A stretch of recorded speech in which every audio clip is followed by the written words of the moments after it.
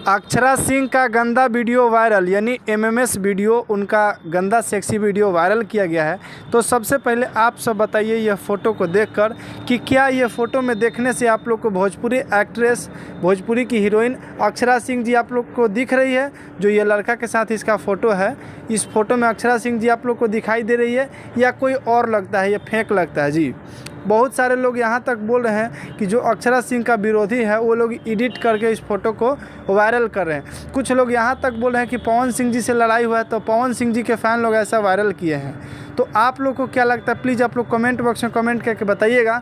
हालांकि ये फ़ोटो जो है अक्षरा सिंह से थोड़ा बहुत मैच करता है, अक्षरा सिंह ही नहीं है, थोड़ा सा मिलता जुलता फ़ोटो है। अक्षरा सिंह जी का ये फ़ोटो मुझे भी नहीं लगता है। जहाँ तक जो लोग भी देख रहे हैं बोल रहे हैं कि अक्षरा सिंह का कॉपी लग रही है, ये अक्षरा सिंह जी नहीं है, बिल्कुल फेक है।